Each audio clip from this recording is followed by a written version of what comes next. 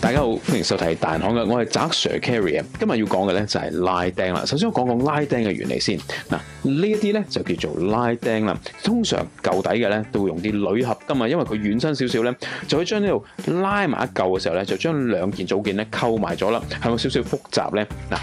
唔抽象嘅，呢一個就當係拉釘啦。呢度咧就轉咗個窿落。當我卡咗落去嘅時候咧，咁掹出嚟嘅時候咧，咪順掹嘅。但係當我卡咗落去，當我將佢拉啦，嗱呢個動作拉埋咗一嚿嘅時候咧，咁呢度啊，咪掹唔到出嚟咯。原理就係咁簡單啦。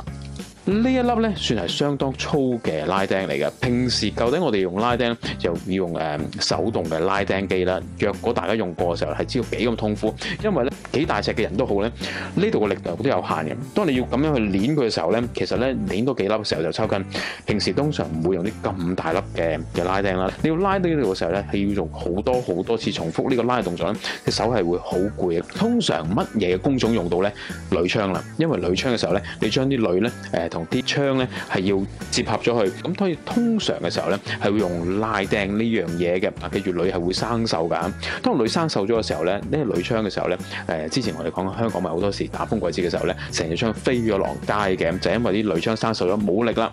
咁當小型工程成立咗之後咧，就變咗咧要用不鏽鋼嘅拉釘。嗱，記住其實都係有啲好多竅門嘅，因為當不鏽鋼貼住鋁嘅時候咧，係令到鋁加速老化嘅。咁呢樣嘢我就唔喺呢度講啦。嗱，呢啲好處咧就係佢咧粒拉釘咧係會相對係堅硬咗好多嘅。咁唔好處就係對於施工方面唔好處咧，就係講緊咧我哋拉嘅時候咧係好痛苦嘅，因為拉呢粒嘢咧係要好大力，基本上用手嘅時候一粒兩粒你已經係唔得噶啦。咁早期啦。唔得用手嘅時候，當然我哋聰明嘅人咧就變咗會用機器啦。咁用機器嘅時候咧，我哋會用氣泵嘅氣拉釘槍去做啦。咁但係啦，都係講緊始終都唔方便啦。到而家我哋呢個鋰電嘅年代啦，係出咗啲鋰電嘅拉釘槍㗎。咁但係喂，又等要買支鋰電嘅拉釘槍，又好似好麻煩喎。咁所以咧，亦都出咗啲好似我而家今日要介紹嘅，就係講緊呢啲啦。就係附件上去電批用嘅拉釘槍啦，咁而家馬上示範俾大家睇下啦。咁我眼前咧呢度咧有幾支啦，黑色、紅色呢兩隻冇分別嘅，再加上同埋呢一隻啦，呢隻傳統式少少咧，大家會喺淘寶啊、大陸嗰度見到噶。記住小心啦，拉釘最重要咧係講緊裏邊。嗱呢度咧係有啲牙仔嘅，呢度咧有幾隻牙仔喺度嘅。嗰啲牙仔咧就係負責將佢開、抓住、扯呢粒嘢落嚟。呢度扯呢條桿落嚟，而令到呢一個咧收縮加大咗呢個面積咧，令到兩件組件結合嘅。咁所以咧呢個牙仔係好重要。呢粒拉釘正常係咁樣情況嘅，係咪？咁當拉完嘅時候咧，會變咗點咧？就係咁樣啦。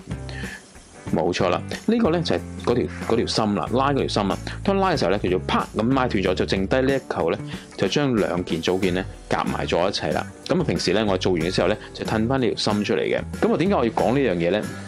就係講緊啊，若嗰啲牙仔唔靚嘅，呢三個齒唔靚嘅時候咧，嗰條芯咧係會留咗喺裏邊咧，跟住你要揼啦，要撞啦，要咁又鬆出嚟，咁變咗係費事失事。其實做過嘅時候咧，大家知道，如果揼唔出嚟嘅時候係令到你好掹整嘅。咁所以咧，千祈唔好貪平去買啲平嘅嘢。真正做拉釘嘅時候咧，其實咧就好似卡落去啦。咁都係選擇性地用衝擊批，或者用正常嘅電批嘅。記住，用呢一類型嘅拉釘鉗嘅時候咧，你要先褪咗條芯出嚟噶。好啦，睇住，揸住，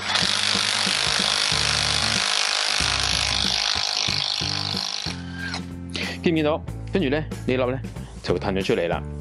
咁剩低一樣嘢咧，唔係變魔術冇咗，亦都冇可能冇咗，其實就留咗喺裏邊啦。咁若果啲渣嘅時候咧，你要褪翻我呢個反翻車出嚟嘅時候咧，就褪翻佢出嚟啦。見唔見啊？褪翻佢出嚟，咁有時啲渣嘅咧，佢咬死咗喺裏邊嘅時候咧，就褪唔到出嚟咧，咁就非常之麻煩啦。咁所以記住唔好貪平買啲渣嘢啊。咁另外咧就係點解我頭先講呢啲我好怕做咧，係因為咧其實佢震盪好犀利嘅。頭先我做一口螺絲嘅時候，一口拉釘嘅時候，我揸住捏住佢嘅時候咧，其實係震得好犀利。咁所以咧就近期出咗，即係我哋揾到一隻咧係好多嘅，就講緊呢兩隻啦，一隻黑色，一隻紅色啊，紅色都係我自己最中意啦。咁可以選擇啦。嗱，我個人建議咧，就比較係用衝擊批嘅。點解咧？因為咧拉釘起動，即係拉嗰一下咧，其實個扭力係相當之大嘅。若果你用我哋平時嘅電批嘅時候咧，當你停一停，重新再開機嘅時候咧，有可能咧，因為佢由呢個好大阻力啦，即係需要好大扭力嘅批開始咧，係好容易谷傷支批嘅。當然係做到㗎啦，我示範俾大家睇下。好似呢支德偉嘅電批啦，咁其實都好好力嘅。首先你要開個索頭，擰實咗佢 ，OK。好啦，之後擺埋先，擰實咗啦，盡量咧較一速，因為一速嘅扭力係大好多嘅，擰到去最大嘅扭力啦，跟住當我係揀呢支啦，不鏽鋼嘅拉釘啦，卡咗落去，要做嘅係乜嘢咧？首先用反車，即係扭甩螺絲嘅方向 ，make sure 裏嘅牙仔咧，即係裏嘅嗰啲刺咧係褪晒出嚟啦。咁跟住咧，下一個就係近翻正車啦，即係上螺絲啦。咁跟住話平時咧，你一放嘅時候咧，跌出嚟嘅。首先，因為正常而家你係冇嘢咬住佢噶嘛，咬佢嘅時候，首先撳兩下，好啦，佢開始咬住咗呢度啦，見到啦，跟住你就可以卡落去任何一個配件嗰度啦。例如好似呢度咁樣卡咗落去之後咧，就可以拉啦。咁而家示範俾大家睇咯。咁呢個時候咧，因為揸住個柄嘅時候咧，咁所以咧相對係輕鬆好多嘅。睇住嗱，見唔見啊？由於咧不鏽鋼拉釘咧個力度，即係嗰條個料咧係硬好多，咁所以個扭力亦好大。見唔見頭先咧？就算我用到一速嘅時候咧，未必咬得佢斷啊。咁所以你揀谷嘅時候咧，呢支批咧就會傷啦。咁所以咧我就唔會選擇性地唔用佢。係咪支批唔夠靚？並唔係。而係講緊，若果我選用好似嗱，Boss 呢支10.8啫，10.8伏嘅，我卡佢落去，睇住咯。我而家係正車整出去，睇住，見唔見啊？由於佢扭力嘅關係咧，即係衝擊批嘅時候咧，佢力度係大咗好多嘅。咁啊，就將頭先嗰支咧不鏽鋼拉釘咧就打咗出嚟啦。你見唔見呢度啊？其實要用手拉咧係非常之難嘅。下一個步驟就褪翻支濕出嚟啦。咁所以記住係反車。跟住褪翻出嚟，跟住就可以做下一粒啦。咁通常遇到嘅情況，啲人就話咩咧？就係講緊，哎呀，查 Sir 點我成日都拉唔到粒拉釘啊！就係講緊點解咧？佢話我做一個錯誤嘅示範俾大家睇啦。好啦，而家咧打落去冇嘢啦。咦 ？OK，查 Sir，我買支拉釘機翻去啦。擺落去嘅時候咧，跟住咧嗱，我正車啊，係咪正車啦？跟住我撳，咦冇嘅。唔得啊！支嘢壞嘅，並唔係，因為咧其實咧佢而家咧個刺咧係未開嘅，咁所以記住反車望住咯，有咩反應出嚟？見唔見頭先佢彈咗出嚟？因為個刺咧個牙齒咧推翻出嚟啊嘛，而家張開咗啦，就咬住咗呢度啦。咁跟住正車，好啦，見唔見啊？咬實咗啦，咁佢唔會跌噶啦，係咪？跟住咧就可以擺落個組件嗰度啦。今次正式做俾大家睇下，究竟個組件情況係點樣樣啦？嗱，呢有塊鐵板啦。有塊鐵角啦，角鐵啦。首先要轉咗窿啦，喺度轉咗窿啊。好，轉咗窿之後咧，要擺另一個鏈料上去啦。跟住咧就要將呢個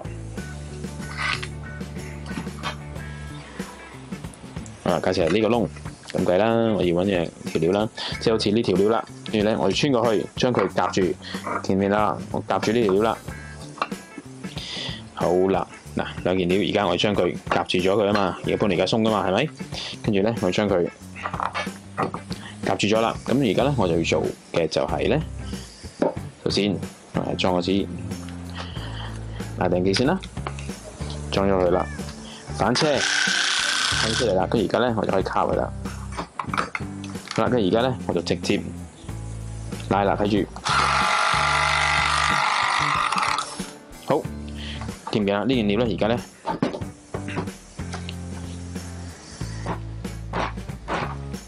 我就可以成件拉咗出嚟啦。咁所以咧呢一個小工具咧係非常之有用嘅，特別你去做啲工程嘅時候咧，你平時你要帶嗰把嘢咧，亦都相當之大把啦，亦都要相當之用力啦。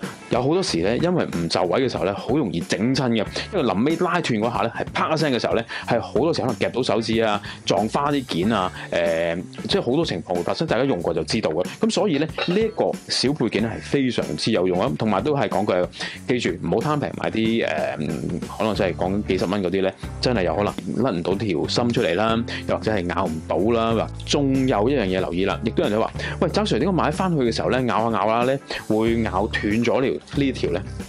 即係個情況咧，就係拉嘅時候咧，呢條斷咗剩喺度嘅。點解咧？其實好簡單，啲料渣。即係頭先你見我呢個時候咧係好順利，就算幾大碌啊幾粗嘅時候咧，都成支咬咗出嚟，跟住就完成咗件工程嘅。咁但係有時啲人話點解周 Sir會咬一半就會斷咗嘅？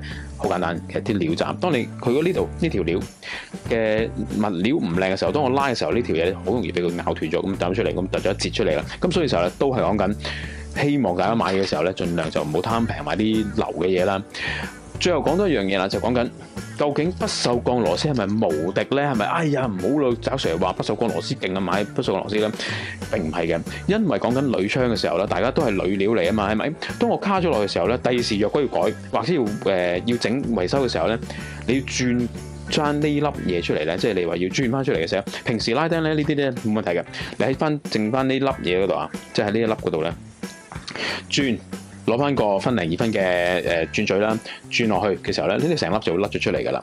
咁但係不鏽鋼咧就非常之難啦。咁好多時情況咧就係轉落去轉唔爛粒不鏽鋼，而轉爛咗個鋁框嘅。咁所以咧轉爛咗鋁框嘅時候咧，只會越嚟越買啲大嘅螺絲去修補翻佢啦。咁所以咧非必要，即係你哋唔係好熟習用嘅時候咧，就未必需要日日都買呢個不鏽鋼嘅拉釘啦。再重複多一次，呢個叫做拉釘機啦，即係一個外置嘅拉釘機咧，係建議咧係用一啲衝擊批去用啦。咁若果你支批啦，其實講緊你只要20波㗎，好似呢啲嘅時候咧，就絕對夠力用，即係可以絕對夠力去拉呢啲拉釘㗎啦。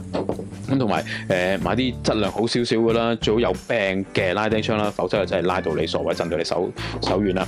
咁希望今集啦幫到大家啦。大家若果喜歡呢集嘅時候咧，俾個 like 我哋啦，留言啦，訂閱我哋啦，分享俾朋友啦。若果就想試嘅話咧，就即管嚟我哋達人行開倉店度咧，自己試下啦。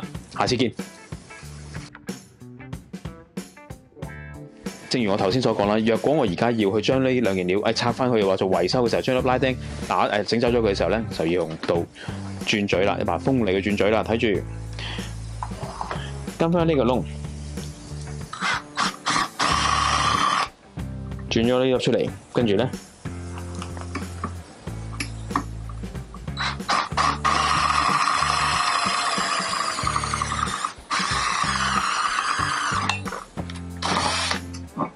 搞掂，見唔見啊？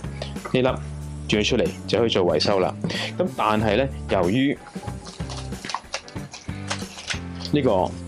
呢件如果不鏽鋼嘅話咧，因為佢嘅硬度係高好多啊，咁所以轉係好難嘅。咁所以咧，咁情況咧就要更加多辦法，例如要磨咗佢啦，咁就係麻煩好多嘅。咁所以咧，呢個測試大家要睇清楚啦。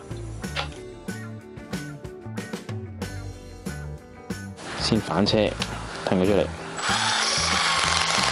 就擺翻落去。跟住咧，而家嘅時候咧，如果唔整佢咧，就跌出嚟嘅。咁而家咧就應該擺佢落去，正車，好咬住咗啦，而家就唔會跌啦。OK， 好正車，揸住呢度，睇住，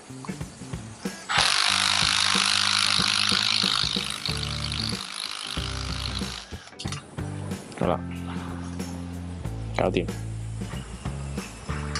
跟住記得做咩啊？反車。